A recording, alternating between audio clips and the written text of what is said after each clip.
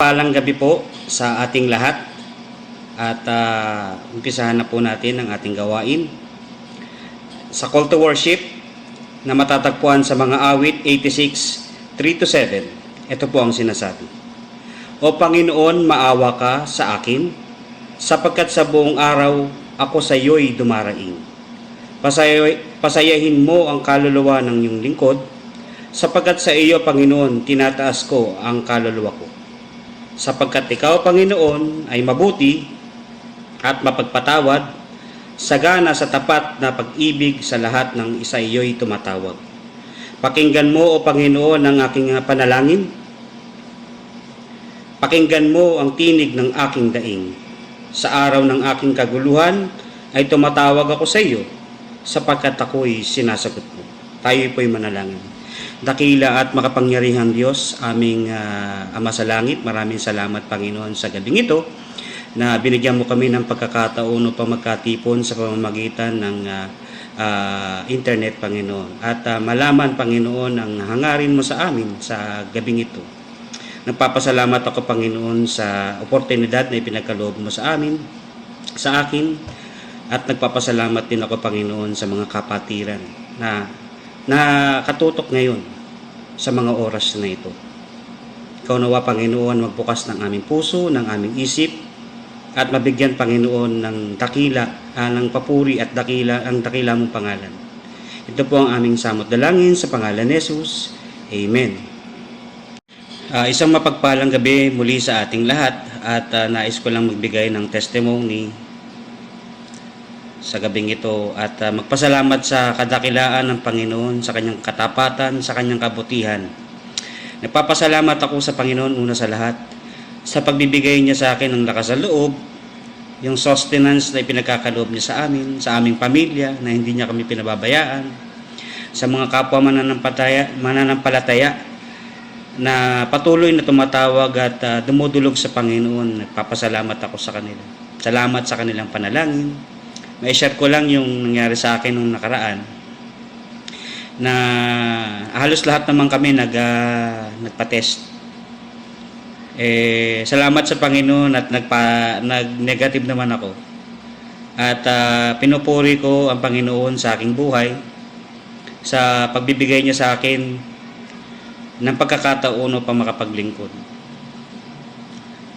Maraming salamat din sa mga organization, sa kalalakihan, kababahian at mga kabataan na patuloy na nagbibigay ng kaluguran sa ating Panginoon. Maraming pong salamat sa inyo at hindi kayo nagsasawa sa mga gawain na ito. Ito ko rin yung opportunity na pasalamatan ng aking pamilya, ang aking mga kaibigan, yung mga nanalangin sa akin, cell group leader ko, mga cell group members ko, mga ka-cell group ko. Maraming salamat. Sa gabing ito ay taos puso po ako nagpapasalamat sa inyo sa kabutihan ninyo.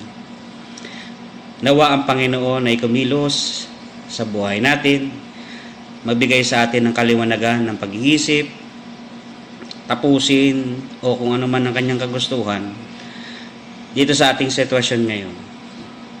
Maraming salamat sa kanya sapagkat hindi niya tayo pinabayaan sa lahat ng unos na dinaranas natin sa ating buhay. Sapagkat nalalaman ko at naniniwala ako na ating Panginoong Diyos ay hindi tayo iiwan kailanman. Lubos ang aking pasasalamat sa lahat ng organizations ng UCCP. Even though na hindi tayo nakakapag-cell group, hindi tayo nakakapag-gathering dahil bawal, ay nagpapasalamat pa rin ako sa mga ganitong gawain.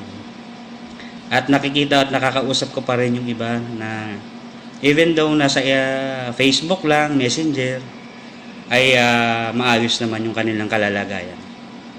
Muli, nagpapasalamat ako sa Panginoon at sa Kanya lahat ang papuri at pasasalamat ko. In Jesus' name. Hello, Sukat Evangelical Church. Kamusta po? We are thankful to the Lord for this opportunity na makapag-share po sa inyo about sa goodness ng Panginoon sa buhay po namin, sa aming pamilya, sa akin po, si Aish at sa asawa ko pong si Gerald. For those who may not be able to recognize us, kami po ay parte po ng SEC family before we migrated here sa Australia. Ayun po, talaga napakabuti ng Panginoon sa aming pamilya. Dahil tinulungan niya kami na maging handa para dito sa darating na COVID-19 pandemic. Dahil bago pa po mabalitaan na meron nga ganitong lumalaganap na virus sa buong mundo, nagbala kaming mag-asawa lumipat ng tirahan. Dahil yung previous po naming tirahan ay medyo maliit lang.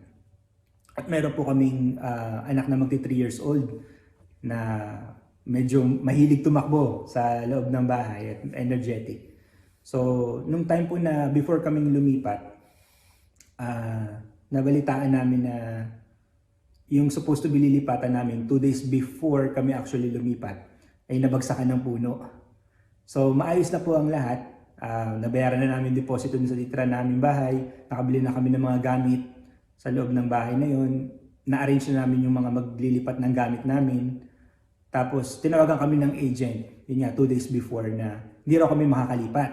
So, hindi po kami makapaniwala. Pinuntahan namin yung lugar. At talagang nadurog yung bahay na bagsakan ng malaking puno.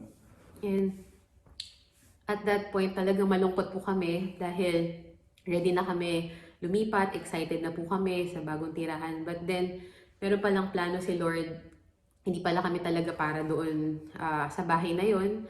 And kung natuloy kami lumipat, malamang wala na kami dito. So, I was also kidding sa aking pong asawa. I told him na, second life na pala natin to. And we realized that we are really grateful sa ginawa ng Panginoon na binigyan niya kami ng divine protection, yung aming pamilya na hindi kami mapahamak. And yung pala, dadalhin niya kami sa isa pang lugar na mas maganda, mas malubag yung space, and we are praising the Lord for His goodness sa provision po niya ng tirahan sa aming pamilya. Napakabuti ng Panginoon talaga. Gawin din po dun sa work ko. Previously po kasi nagtatrabaho ako sa nursing home. At balita po dito talaga na marami pong infected na COVID-19 sa mga nursing homes dito. May mga nursing homes po na nagsara. May mga employees po na naging positive sa COVID-19. Marami pong mga residente na mga matatanda na naapektuhan ng virus na ito. Kaya may mga tao po na nawala talaga dito ng trabaho. Napakabuti po ng Panginoon kasi bago pa man po magkaroon ng pandemic na nag-work ako dun sa nursing home na yon, binigyan niya po ako ng opportunity na makalipat ng matatrabahuhan. So, blessing din po para dahil hindi po ako tumagal dun sa work na yun, mga 3 months lang po, then nagkaroon ng opportunity na makalipat ako, tapos bigla nagkaroon ng ganitong pandemic.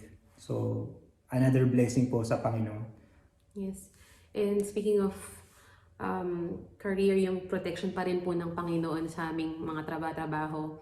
We also praise the Lord dahil kahit po sa mismong trabaho ko, there were people na natanggalan po ng trabaho, but praise God dahil yung isa po sa mga leaders po ng aming kumpanya, specify yung aming team na hindi po magiging part po ng mga matatanggal. So it is really yung favor po ng Panginoon nakikita po namin sa buhay namin, even sa aming mga trabaho na pinoprotect ni Lord, sinesecure niya yung aming mga trabaho. And we take comfort in knowing na ang Panginoon po natin ay siya po talaga yung our great provider, our good Father na hindi po tayo pababayaan.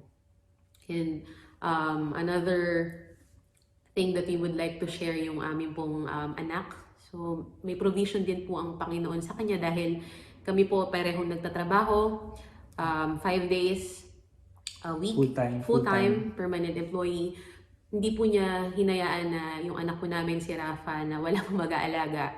Dito po sa Australia, normal po rito na may mga childcare na mag-a-accept dun sa mga bata na nag-work yung parents. So we are thankful dahil may childcare help yung gobyerno po namin. And recently, nag-announce po sila na tatanggalin po yung fees ng childcare temporarily to help yung mga parents po na nagtatrabaho, especially po yung mga frontliners, yung mga nag-work sa mga ospital.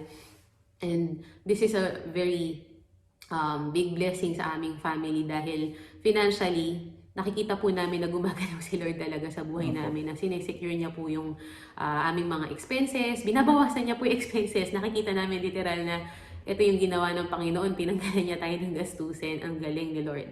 Opo, sa panahon na ngayon nagtitipid po lahat ng mga tao, gumawa po ang Panginoon sa amin through dun sa childcare subsidy na nakukuha namin sa anak namin. Because malaki Actually, pong... wala na siyang subsidy. Free na actually, kasi siya free na talaga. siya talaga. Although temporarily, it's a big blessing po. Malaking kaawasan siya. Malaking kaawasan po talaga. So, ayun po, talagang hindi nagpapabaya ang Panginoon sa atin, lalo na sa mga anak niya na sumusunod sa Kanya at nagmamahal sa Kanya. May mga times po na, kasi mataas po ang cost of living dito sa Australia. So, may mga times po na akala namin na magigipit kami, pero ang Panginoon po parating timely. Basta minimake sure lang namin na nakakapagbigay kami sa Panginoon, na nagiging faithful kami sa aming tithes. Hindi nagpapabaya ang Panginoon kahit minsan akala namin kukulangin na kami. Yun nga, nababawasan kami ng expenses, or merong nalilibre, or gumagawa ang Panginoon. So, parating namin iniisip na huwag kaming mangamba na kung anong mangyayari kinabukasan, dahil bilang anak ng Diyos, hindi niya tayo pababayaan kahit anumang sakuna or Health crisis. health crisis ang mangyari sa atin. Ako po, nagtatrabaho ko sa ospital, pero sa awa ng Diyos, malakas pa rin ako. Wala akong nararamdamang masama kahit exposed kami sa mga iba't ibang tao doon sa hospital. And you may not know it, baka kahit na-expose, I mean, hindi mo alam na expose ka na pero wala namang symptoms yung tao na yun. Yet, andun yung shield ng Panginoon, yung kanyang protection na hindi po kami magkaroon ng sakit. And maaring normal na yun, good health, pinagpapasalamat natin. But for us, we really daily seek the Lord's protection against this contagious sickness or any other sickness, dahil pinahalagahan po namin yung aming physical po na katawan. Dahil wala po kaming ibang inaasahan dito. Kami lang talaga nag-aalaga sa anak namin full-time, nagtatrabaho din. So, ayun po, nawa kayo din po dyan sa Philippines ay maging safe. We pray na maging okay po ang lahat. Wala pong mga bad news na mga kaibigan, mga church members na In Jesus' name. in Jesus' name na ma-infect na itong COVID-19, at sana matapos na yung worldwide crisis na ito. Yes. And we also hope and pray that bawat isa po sa atin ay keep po natin yung faith, ask the Lord for an increased faith, na magtiwala po tayo sa Panginoon that this pandemic situation would really end soon. And God bless you all po. Opo. To God be the glory. God be the glory.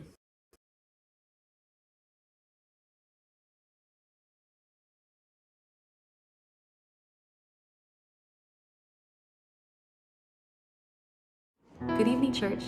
Let us worship the Lord together for what He has done and in anticipation for what He's going to do, for we serve a great God. Let's sing out His praise.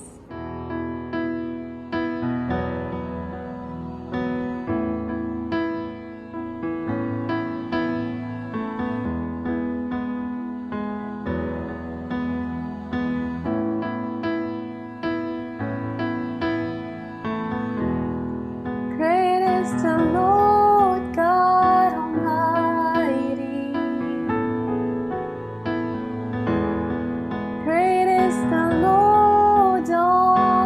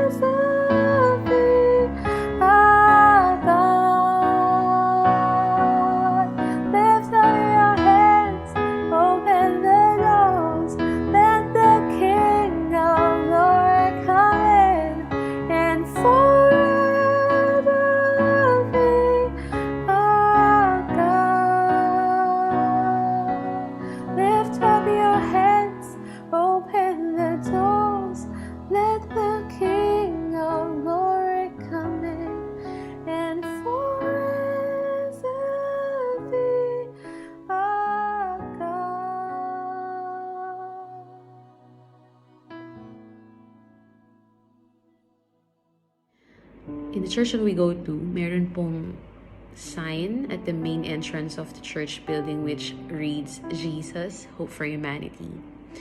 And whenever I recall those words, I am reminded of the certain hope that we have in Jesus Christ. And it never goes out of season. Kahit ano pong panahon, we can rely on our sure foundation, our solid rock.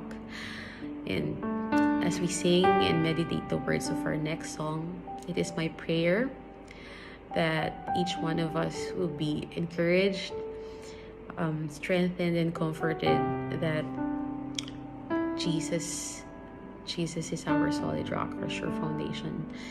And there's a hope in Him that won't fail sa kahit ano pong sitwasyon. So let's exalt His name. Let's praise Him.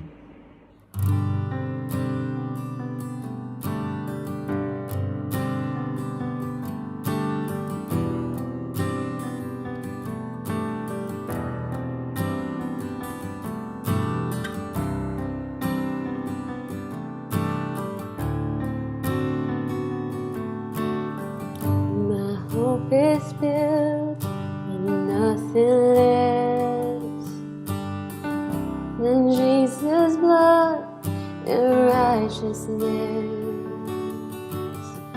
I dare not trust the sweetest frame, put holy trust in Jesus' name.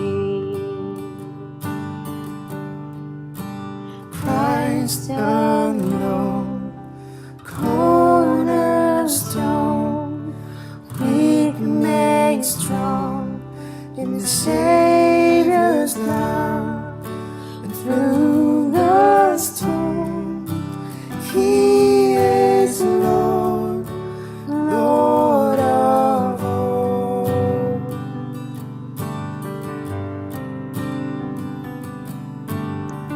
When darkness seems to hide His face, I rest on His unchanging grace. In every high and stormy gale, my anchor holds within the veil. My anchor holds within the veil. Christ alone, cornerstone, weak made strong in the Savior's love. Through the storm, He is Lord, Lord of all. He is Lord, Lord of all. Christ alone, cornerstone,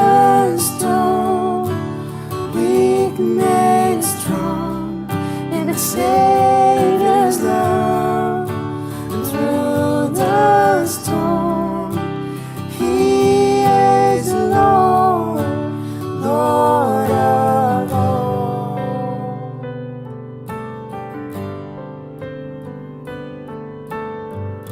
When He shall come with trumpet sound, oh, may I then in Him be found, dressed in His righteousness alone, faultless stand before the throne.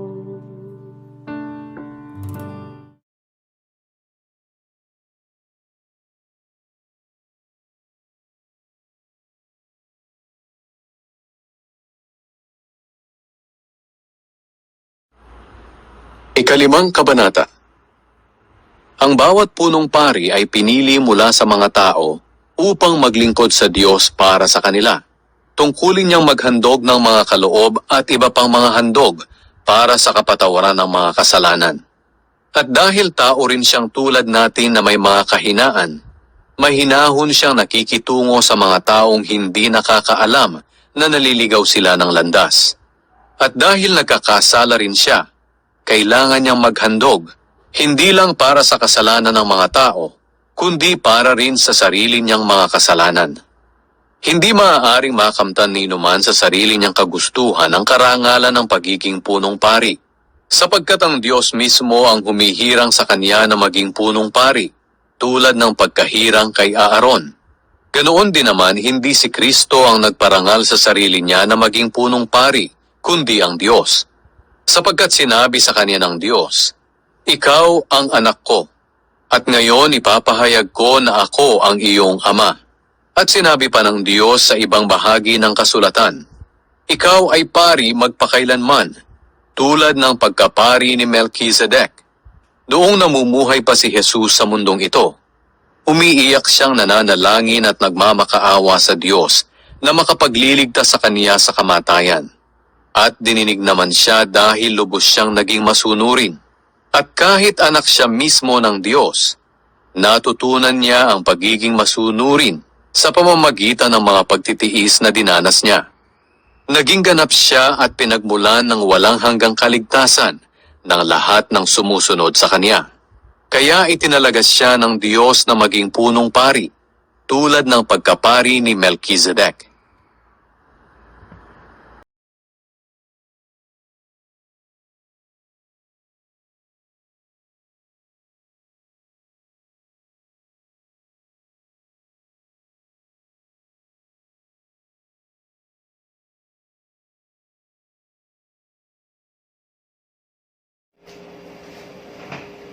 Magandang gabi po sa inyong lahat. Purihin ang Panginoon. Kumusta po kayo sa inyong pinalulugaran ngayong gabi ito? Naway nasa mabuti kayong kalagayan habang kayo ay nakikiisa sa sama-sama nating pananalangin at pag-aaral ng salita ng Diyos. Bilang pasimula, samahan niyo po ako sa pananalangin. Purihin ka, O Diyos, na nagbigay sa amin ang pagkakataong ito. Bagamat hindi kami magkakasama ng personal, ay merong technology na maaabot namin ang aming mga kapatid upang makasama namin sa pag-aaral ng iyong mga salita.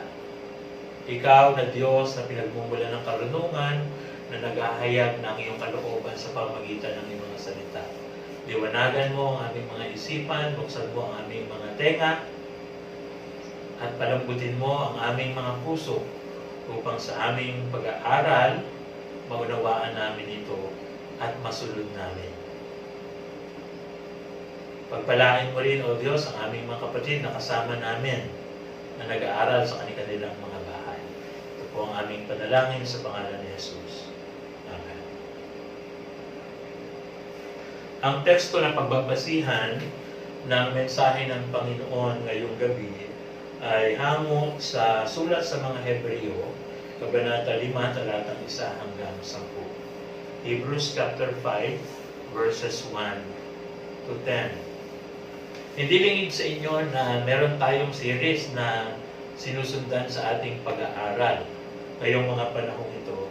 At nasa chapter 5 na tayo ng ating series sa book na ito ng Hebrews.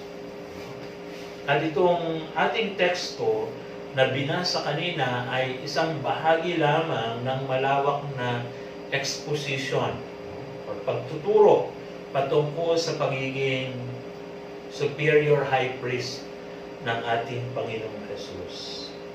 Ito ay nagsimula doon sa last part ng chapter 4 at masusubaybayan natin yan hanggang sa dulo ng chapter 10. At dito sa ating teksto, merong tatlong mahalagang katanungan patungkol sa subject ng punong pari ang sinasagot. Ang unang tanong, paano nagiging punong pari ang isang tao? Pangalawa, ano ang kanyang gawain bilang punong pari? At pangatlo, paano niya sinasagawa yung kanyang gawain? So itong tatlong tanong na ito ay pinapaliwanag or sinasagot dito sa ating text. Doon sa unang tanong, paano nagiging punong pari ang isang tao? Sabi ng ating text sa verse 1, bawat kataas-taasang pari or punong pari ay pinili mula sa mga tao at itinalaga upang mga siwa sa mga bagay na may kaugnayan sa Diyos para sa kanilang kapakanan. So, ang isang punong pari ay pinili at itinatalaga. So, ito ay pinipili at itinatalaga. Hindi sila volunteer, hindi rin sila elected as high priest or punong pari. Sila ay pinipili at sila ay itinatalaga. Walang iba kundi ng Diyos. So, hindi lahat ng tao ay pwedeng maging pari. Lalo na yung maging punong pari. Mabigat yung criteria ng pagiging punong pari. Sa banal na kasulatan, sa lumang tipan, especially sa Exodus at Leviticus, makikita natin itong criteria ito at mga katuruan ito tungkol sa pagiging punong pari. Una, para ka maging punong pari, kailangan ikaw ay isang Levita. No? So ikaw ay mula sa lahi ni Levi. Pero hindi lahat ng mga Levita, hindi lahat ng nagmula sa lahi ni Levi ay po pwedeng maging high priest. Meron isang portion lamang ng lahi ni Levi ang qualified na maging high priest. Sila yung mula sa angkan or mula sa pamilya ni Aaron. So hindi sila elected ng mga tao, hindi sila nag-volunteer dahil kaya nilang gawin yung maging high priest. So, ang pagiging punong pari, isang posisyon or isang office na pinipili at itinatalaga. At si Kristo bilang ating punong pari, siya ay pinili at itinalaga.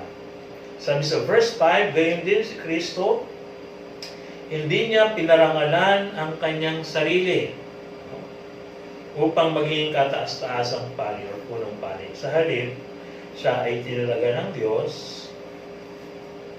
Sa halip, siya ay tinalaga ng Diyos. So si Christ bilang ating high priest, hindi siya nag-volunteer.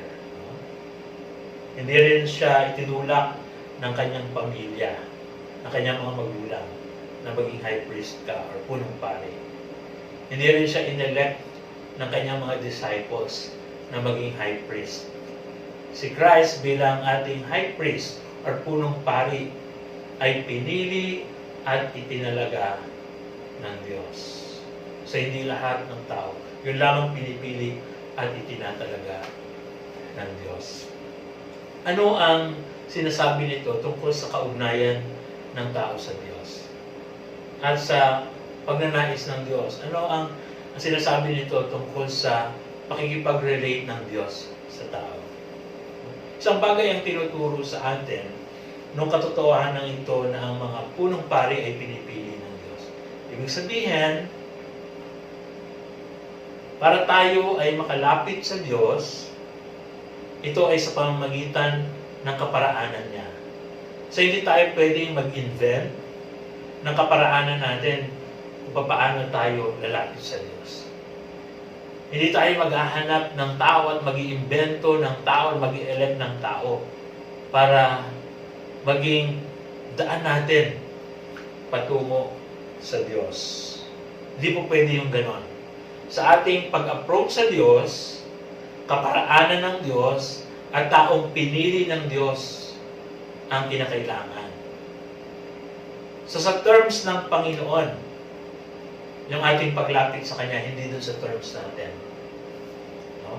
Hindi sa kagustuhan natin, kundi sa kagustuhan at kaparaanan ng Diyos kung paano natin siya lalapitan o kung paano tayo lalapit sa Panginoon. So hindi natin pwedeng sabihin, ito si ganitong tao, magaling naman siya, so pwede natin siya maging high priest at siya yung tatawagan natin. Siya yung lalapitan natin sa ating paglapit sa Diyos. No. Sapagkat yung punong pari ay pinipili at itinatalaga ng Diyos. Ang Diyos ang pumipili, ang Diyos ang nagtatalaga. So kung si Kristo yung itinalaga at piniling punong pari natin, siya lamang yung pwede nating lapitan. Walang ibang pangalan dito sa lupa ang pwede nating lapitan para makalapit tayo sa Diyos. Para maging punong pari natin. Walang ibang kaparaanan kundi yung kaparaanan ng Diyos kay Kristo Jesus. Sapagkat si Jesus ang pinili at itinalagang punong pari ng Diyos na kumakatawan sa tao. So yun yung unang sagot sa unang katanungan. Sa pangalawang katanungan, ano ang kanyang gawain? Ano ang gawain ng isang punong pari? Malinaw na sinasabi doon sa verse na binasa ko kanina, sa verse 1, itinalaga siya upang mangasiwa sa mga bagay na may kaugnayan sa Diyos para sa kanilang kapakanan, para sa kapakanan ng tao. So isang punong pari ay pinili mula sa tao, para sa tao na magre-represent sa Diyos. In short, ang punong pari ay representative natin sa harapan ng Diyos. Si Jesus bilang ating punong pari, siya yung magre-represent sa atin sa banal na Diyos. At ito ang dahilan kung bakit ang Panginoong Jesus nagkatawang tao. At ganoon kahalaga yung doctrine natin ng incarnation. Na si Jesus ay Diyos nagkatawang tao. Siya ay tunay na tao, tunay na Diyos. Hindi hati. Siya ay tunay na tao, tunay na Diyos. Sapagkat sa kanyang pagkakatawang tao at sa kanyang pagiging tao katulad natin, no? Mare-represent natin siya. Mare-represent tayo ni Jesus bilang ating punong pari sa harapan ng banal na Diyos. Sapagkat unang-una, ang punong pari dapat tao. So hindi siya anghel, di ba? Or ano pa man, siya ay tao dahil ang re-represent niya sa harapan ng banal na Diyos ay sangkatauhan. Ganon kahalaga yung doctrine natin ng incarnation. Yung Christmas para sa atin. Yung pananampalataya natin na si Kristo, bagamat Diyos, nagkatawang tao. Namuhay na kagaya natin. At bilang tao, siya ay nagutom, siya ay nabuhaw, siya ay umiyak, siya ay tinukso, siya ay nakaranas na itakwil, siya ay nakaranas na pagsabihan ng masasama, siya ay nakaranas na kutsain ng mga tao, pag-isipan, pagchismisan ng mga tao, sapagkat siya ay naging tunay na tao, kagaya natin. Para ma-represent tayo ni Jesus bilang ating punong pari sa harapan ng banal ng Diyos. Ganito ang sinasabi ng verse 2 at verse 3 tungkol sa gawaing ito ng mga punong pari. May kakayanan siyang makitungo na may kaamuhan sa mga mangmang at naliligaw dahil siya mismo ay mayroon ding kahinaan. Dahil dito ay kailangan niyang maghandog para sa kanyang sariling mga kasalanan kung paanong kailangan din niyang maghandog para sa kasalanan ng taong bayan. Hindi maaaring kunin ng sinuman ang kanyang sariling kagustuhan ang karangalan ng pagiging kataas-taasang pari malibang siya ay tinawag ng Diyos tulad ni Aaron. So ang isang punong pari, isang tao na makaka-sympathize sa tao. Sapagkat kung ano yung naranasan ng mga tao, nararanasan niya rin. Paano ka makaka-sympathize sa isang tao kung hindi mo naman nararanasan niya? So makaka-represent ka sa kanya kung nararanasan mo rin kung ano yung nararanasan nila. No? Ang kaibahan lang ng ating Panginoong Jesus sa ibang punong pari na naguna sa Kanya, itong mga punong paring ito ay merong kasalanan. No? So gaya ng tao, sila ay nagkasala. Kaya meron silang dalawang handog during celebration ng Yom Kippur o Day of Atonement. Una, yung handog para sa kasalanan nila at sa kanilang pamilya. At pangalawang handog para sa kasalanan ng sambahayan ng Israel. Pero si Jesus, iba. Sapagkat yung kanyang paghahandog ay hindi para sa kanyang kapakanan dahil wala siyang kasalanan. No? Ang kanyang paghahandog ay fully and exclusively para sa kapakanan ng tao na kanyang nare-represent. Sapagkat hindi niya kaya kailangan pagbayaran ng kasalanan niya sapagkat wala siyang kasalanan. So fully, exclusively, yung kanyang alay, yung kanyang handog ay para sa kasalanan ng taong bayan or kasalanan natin. Yung malaking pagkakaiba. Pero in terms ng sympathy, pakikiisa, lahat ng naranasan ng tao, naranasan din ng ating Panginoon. Nadaanan ng Panginoon ang lahat ng yan. So tayo ay naiintindihan ng Panginoon at tayo ay marerepresent niya ng mabuti sa harapan ng kanyang Ama. No? Dahil gaya nating tao, siya ay nagkatawang tao, naging isang tao. Nakagaya natin. So yun yung gawain ni Jesus bilang punong pari. No? I-represent tayong tao, makasalanang tao, sa harapan ng banal na Diyos. At paano niya isinasagawa yun? Paano isinasagawa yun ng isang punong pari? Sa pamamagitan ng kanyang paghahandog ng mga kaloob at ng mga alay para sa mga kasalanan. So si Christ, ang kanyang pagiging punong pari ay isinakatuparan niya hindi kagaya ng pagsasakatuparan ng mga punong pari na nauna sa kanya. No? Kasi yung mga punong pari nag-alay ng hayop. Pero si Kristo bilang ating punong pari, ang inialay niya yung kanyang sarili. Yung ibang punong pari, ang pag-aalay nila ay taon-taon. Pero ang pag-aalay ng ating Panginoon ng handog ng kanyang sarili ay minsan lamang at sapat na para ipatawad ang kasalanan ng sangkatauhan or natin. So ganun isinakatuparan ng ating Panginoon. Ganun niya ginanap yung kanyang trabaho bilang ating punong pari. At sapat na yung kanyang ginawa sa krus, sapat na yung kanyang paghahandog ng kanyang sarili, minsan lamang yung kanyang paghahandog, at sapat na para ipatawad at malinis tayo sa ating mga kasalanan. And therefore, kaya nga i-encourage tayo ng author ng Hebrews chapter 4, no? na huwag tayong mag-atubili na lumapit sa Kanya. Kahit banal na Diyos yan, banal na Diyos. Huwag tayong mag-atubili na lumapit sa Kanya. Huwag tayong magdalawang isip. Dahil nalinis na tayo sa ating mga kasalanan. Ipinatawad na yung ating mga kasalanan.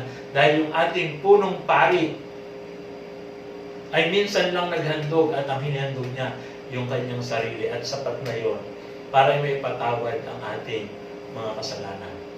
Kahapon, ngayon, at bukas. Kaya, superior si Jesus Christ as high priest. No? At yung kanyang priestly office ay superior doon sa priestly office ng iba. So, yung mga priest sa Old Covenant, sila ay image lang, no? Larawan or anino ng tunay na priesthood ng ating Panginoong Jesus. Yung hindi nila kayang gawin, ito yung in-accomplish ng ating Panginoon. Yung minsanang paghahandog. Well, napakasarap isipin na minsan lang naghandog ang Panginoon ng kanyang handog, kanyang sarili para sa aking kasalanan. At sapat na yon para mabayaran yung kasalanan ko, kasalanan mo, kasalanan natin lahat. Di ba napakapalad natin na meron tayong dakilang high priest kagaya ng ating Panginoon. Kaya nakakalungkot na merong mga mananampalataya dito sa sinulatan ng mga Hudyo na gusto pang magbalik doon sa old covenant or old rituals or old style ng pag-approach sa Diyos. Samantalang nandito na yung high priest na meron tayo. At itong high priest na ito ay isang high priest na magpakailanman. Hindi nag-expire yung kanyang term. Wala siyang term, no? Sa kanyang pagiging punong pari, kagaya ng mga punong pari noon. At si Kristo bilang ating high priest, hindi siya naglilingkod sa Jerusalem. Di gaya ng iba. Sa templo sa Jerusalem, si Christ naglilingkod sa langit, sa trono ng makapangyarihang Diyos.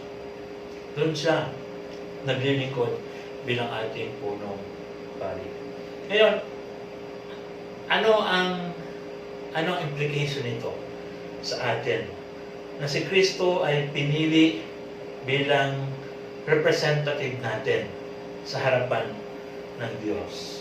Well, iniisip ko lang, bilang ating representative, sabi dito sa ating text, dahil naranasan niya yung umiyak sa pananalangin. So, naiintindihan ng Panginoon yung mga iyak natin kapag tayo nananalangin. Or kung meron tayong nire-request sa Diyos na sobrang dinaramdam natin. Yung mga luha natin pag tayo nananalangin, lahat yan naiintindihan ng ating high priest. Naiintindihan lahat yan ni Jesus kung ano yung nagpapaiyak sa atin. Sa panahon ng ating pag-iyak, na tayo lang nakakaalam, pag tayo nananalangin, kung ano man yung pinapanalangin natin, merong isang person na nakakaalam niyan at nakakaintindi sa iyo. At nag-i-intercede para sa iyo bilang iyong representative sa Ama. Dahil naiintindihan ka niya. Dahil naranasan niya rin yung umiyak sa pananalangin. So sa pananalangin natin, ma-encourage tayo na kahit umiiyak tayo, meron tayo isang high priest na nakakasimpatay sa atin dahil umiyak din siya nung siya ay nanalangin. Naiintindihan niya tayo kung bakit tayo umiyak, kung bakit tayo lumuluha pag tayo nananalangin. Pangalawa, dahil si Jesus ay nagtiis sa kanyang pagsunod, ito yung sabi sa text sa verse 7 hanggang sa verse 8. Nagtiis siya sa kanyang pagsunod. Alam ng Diyos yung mga tinitiis natin sa pagsunod natin sa kalooban natin. Alam ni Christ yung struggles natin. Yung mga nagpapahirap sa atin sa ating pagsunod sa Diyos. No? So parang ini-encourage siya tayo kasi alam niya yung sitwasyon natin. At nag-i-intercede siya para sa atin dahil alam na alam niya kung ano yung mga pinagdaraanan natin, yung mga tinitiis natin sa pagsunod natin sa kalooban ng Diyos. At nare-represent tayong mabuti ni Christ sa harapan ng kanyang Ama bilang ating high priest. So huwag tayong ma-discourage. Kung naiiyak man tayo sa meron tayong pinapanalangin, kung nakakaramdam tayo ng matinding pagtitiis dahil sa pagsunod natin sa Panginoon, huwag tayong ma-discourage. Manapat tayo ay ma-encourage. Dahil alam natin meron tayong punong pari na nagre-represent sa atin sa harapan ng kanyang Ama na nakakaintindi sa atin dahil naranasan niya yung nararanasan natin ngayon, yung nararanasan mo ngayon. So huwag tayong tumigil sa panalangin, huwag din tayong tumigil sa ating pagsunod sa kalooban ng Panginoon. Gaano man katindi yung ating tinitiis, gaano man katindi yung ating iniiyak doon sa ating mga panalangin, huwag tayong titigil.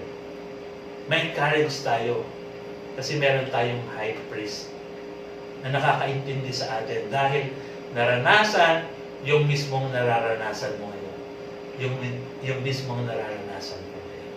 Tayo po ay manalangin. Lord, maraming salamat dahil meron kaming isang punong pari sa pamamagitan ng aming Panginoong Jesus na pinili mo para mag-represent sa amin sa iyong harapan, na nakakaintindi at nakakaunawa ng aming mga pinagdaraanan, sapagkat siya ay lumuha sa kanyang panalangin at nagtiis sa kanyang pagsunod sa iyo. Panginoon, alam mo yung nagpapaluha sa amin. Alam mo yung nagpapaiyak sa amin sa panahon na kami ay nananalangin. Alam mo rin yung mga tinitiis namin, mga struggle namin sa aming pagsunod sa iyong kalooban. So Lord, maraming salamat na merong kaming tagapamagitan na nakakaintindi sa amin, isang tagapamagitan na naranasan yung naranasan namin, isang tagapamagitan na nag-encourage sa amin na magpatuloy, isang tagapamagitan na nananalangin para sa amin na makatupad kami sa iyong kalooban at ito man, Panginoon, ay kalooban mo sa aming mga ipinapanalangin or utos na dapat naming sundin. Lord, maraming salamat na nag-provide ka sa amin ng isang high priest. At hindi lang yun, nag-provide ka sa amin ng isang high priest na naghandog ng kanyang sariling buhay para maipatawad yung aming mga kasalanan. So, ang kasalanan namin ay pinatawad mo na sa pamamagitan ng paghahandog ni Kristo bilang aming high priest. At dahil dyan, wala na ito, Panginoon, sa yung banal na harapan. Kami maaari ng makapunta, makatawag sa iyo anytime na kailangan namin. Maaari kami pumunta sa iyo, tumawag sa iyo. Sapagkat sapat na yung paghahandog ng aming Panginoon Kristo sa amin. Ito po ang aming panalangin sa pangalan ni Jesus. Amen.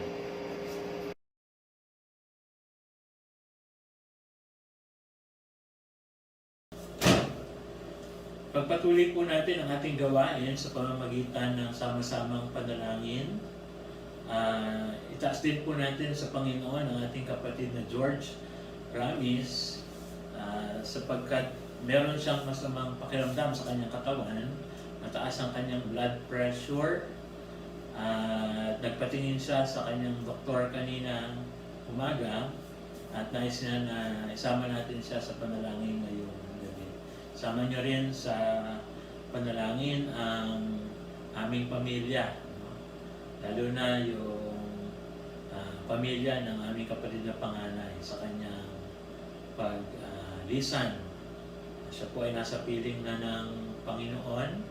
Pinag-pray namin na sana ay gumaling siya sa kanyang lung cancer. Pero ang kalooban ng Panginoon ay papagpahingahin siya sa kanyang piling. So isama ninyo yung comfort kami ng Panginoon at patuloy kaming bigyan ng kapayapaan. Lalo na yung aming mga pamangkin na nasa abroad, hindi sila makauwi dahil nga sa ating sitwasyon. So tayo po ay manalangin. Lord, sa gabing ito, kami ay lumalapit sa iyo na merong confidence ang aming mga puso dahil meron kaming isang high priest na naghandog ng kanyang buhay upang linisin kami sa aming mga kasalanan. Maraming salamat, Panginoon, sa relasyon na meron kami sa iyo, na maaari namin itaas sa iyo ang aming mga panalangin, na merong confidence sa aming mga puso. tinataas namin ang aming kapatid na George Rami sa gabi ito, kanyang kalusugan. Tuloy mo siyang upuin ng makapangyarihang kamay. Alisin mo, Panginoon, ang anumang bagay na nagkukos para tumaas yung kanyang blood pressure. Bigyan mo ng kapangyarihan ng gamot na kanyang iniinom upang sa ganoon maranasan niya ang kagalingan na nagmumula sa iyo. Pawiin mo rin ang takot sa kanyang puso, paging sa puso ng kanyang pamilya. Tinataas din namin ang kanyang kapatid na si Sally na nasa Estados Unidos na nagsa-celebrate ng kanyang birthday ngayon, Panginoon. Patuloy mo siyang pagpalain, patuloy mo siyang ingatan. At patuloy mo, Panginoon, na i-reveal ang iyong kalooban sa kanyang buhay at sa buhay ng Ramis family, Lord. Sa ganon, patuloy na mapangyari ang iyong mga kalooban sa kanila. Lord, ganun din aming itinataas sa gabing ito ang aming pamilya, ang Gatus family, especially ang Austria family, ang mga pamangkin ko, Panginoon, na nasa ibang bansa, na hindi makakauwi para makita sa huling pagkakataon ng kanilang ina. Dalangin namin ang iyong comfort, Panginoon, kay Fe, ganoon din kay Teya, na nasa New Zealand. Dalangin namin, Lord, na patuloy mo silang bibigyan ng kaaliwan sa mga panahon ito. Ganoon din, Panginoon, ang mga relatives namin na nais na makiramay sa panahon ito, subalit hindi nila magawa dahil sa sitwasyon ng Pilipinas ngayon. So Lord, tanging kaaliwan mo ang aming kahilingan. So Lord, saan man kami naroon, saan man naroon yung kapatid namin, nadalangin namin, Lord, na ikaw ang magbibigay sa kanila ng kaaliwan sa pagkakataon ito. Puri ka rin namin, Lord, na natapos na rin ang paghihirap ng aming kapatid, Celia, sapagkat ipinagkaloob mo ang ultimate na kagalingan sa kanya. Maraming salamat, Panginoon, sapagkat nakapagpahinga na siya sa kanyang paghihirap dito sa lupa. At may enjoy niya na, Panginoon, ang iyong presensya sa isang katawan, Panginoon, na hindi na magkakasakit at hindi na masisira. So Lord, patuloy namin tinataas sa iyo ang pamilya namin ng Gatus. Ganun din ang Austria. Lord, ganun din dinadalangin namin ang patuloy na pag-intervene mo sa sitwasyon sa buong mundo, Lord. Lalo na sa pandemic na ito. Lord, tulungan mo na makasurvive kami sa bagong normal na ito sa aming buhay. Ganun din, tulungan mo ang mga doktor sa kanilang paghahanap ng kalutasan sa karamdaman na dulot ng COVID-19. Maging ang mga scientists namin, Lord, na tumutuklas ng gamot, dalangin namin ang iyong tulong sa kanila, Panginoon, ang iyong karunungan. Wala kaming magagawa kung wala ka, Panginoon. Kung hindi mo i-reveal ang solusyon, so Lord, humingi kami ng tulong sa iyo. Ito po ang magbigay ng karunungan sa aming mga scientists na maka-invento ng gamot laban sa COVID-19. So Lord, ganoon din, tinataas namin ang patuloy na kalakasan mo at kalusugan sa mga, lalo na sa mga kapatid namin na frontliners. Ang aming kapatid na Tess, at ang kanyang mga kasamahan sa barangay, Lord, na patuloy na nagsiservisyo sa kabila, Panginoon, na panganib din sa kanilang kalusugan. Ganon din ang aming mga kapatid na nurses, Lord. Ang aming mga kapatid na tanod at mga frontliners sa mga kalsada. Dalangin namin, Lord, ang pag-iingat at patuloy na pagpapalakas sa kanila. So, mong hayaan na panghinaan sila ng loob dahil sa takot, bagkus, Panginoon, bigyan mo ng kagalakan ng kanilang puso sa paglilingkod. Na nalalaman namin, Panginoon, na kanilang pinaglilingkuran na hindi tao, kundi ikaw na Diyos na tumawag sa kanila para sa gawain ito. So Lord, pagpalain mo rin ang buhay ng aming mga kapatid na ngayon ay affected ng pandemic na ito. Yung mga kapatid namin, O Diyos, na nawala ng trabaho, yung mga kapatid namin na apektuhan yung kanilang negosyo, yung mga kapatid namin, Panginoon, na kahit sa kabila ng panganib, napasok pa rin dahil kinakailangan doon sa kanilang trabaho. Lord, dalangin namin ikaw po ang mag-iingat at magpapala sa kanila. Tulungan mo kami, Panginoon, tulungan mo kami na makapag-isip ng mga kaparaanan kung paano namin haharapin itong bagong normal na ito sa aming buhay. Knowing na mahirap ang trabaho, mahirap kumita, Lord, pero alam namin, Panginoon, ang tulong mo ay sapat sa lahat ng aming mga pangangailangan.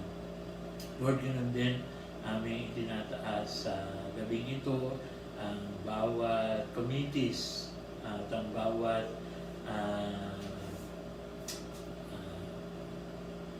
board, Panginoon, ng Sukat Evangelical Church na nagpaplano para sa next ecclesial year.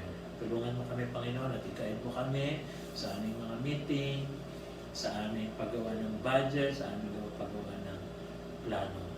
Dalangin namin ang iyong kalooban ay makita namin sa lahat ng aming mga pagpaplano at sa lahat ng aming pagbabudget. Panginoon, tulungan mo din ang aming mga Board of Trustees sa kanilang pagganap ng kanilang tungkulin sa pag-inventory sa mga gamit dito sa church ngayon. Ganun din aming tinataas sa iyo, Panginoon, ang aming eskwelahan, ang SECA. Lord, i-sustain mo ang eskwelahan ito, maging ang kanilang mga teacher at estudyante sa kanilang preparation sa pagsisimula ng klase. Tulungan mo sila, Panginoon. Even yung kanilang pangangailangan para masuportahan yung kanilang mga teacher, Lord. Lord, magbukas ka ng mga opportunities sa amin, magbukas ka ng mga windows para ang iyong mga pagpapala, ang iyong pag-sustain sa gawain ng SECA, Panginoon, ay magpatuloy. Umaasa kami sa iyong faithfulness, Panginoon, para sa aming eskwelahan, kung paanong subok na, Panginoon, ang iyong katapatan sa mahabang panahon. Lord, na patuloy kami nagtitiwala sa iyo na ipoprovide mo ang pangangailangan ng Sukat Evangelical Church, ganun din ang aming eskwelahan, ganun din ang pangangailangan ng bawat isang anak mo. So Lord, maraming salamat. I-bless mo po yung aming mga leaders, i-bless mo yung aming mga lingkod barangay, ganun din lingkod bayan, ganun din, Panginoon, aming presidente. Patuloy ko sila tinataas sa iyo, patuloy mo silang bigyan ng maayos na kalusugan, ng karunungan at ng kasiyahan, kagalakan, Panginoon, sa kanilang paglilingkod. At sa lahat ng mga mamamayan, Panginoon, dalangin namin ang isang puso na submissive sa aming pamahalaan, Lord, na maging matiisin kami sa lahat ng pagkakataon, maging prayerful kami, Panginoon, sa lahat ng pagkakataon, at makipagtulungan kami sa lahat ng mga efforts na ginagawa ng aming pamahalaan. Lord, maraming salamat po sa gabing ito. Bigyan mo kami ng isang magandang pagtulog at isang payapang magdamag, Lord. Ito po ang aming panalangin sa tanging pangalan ni Jesus. Amen.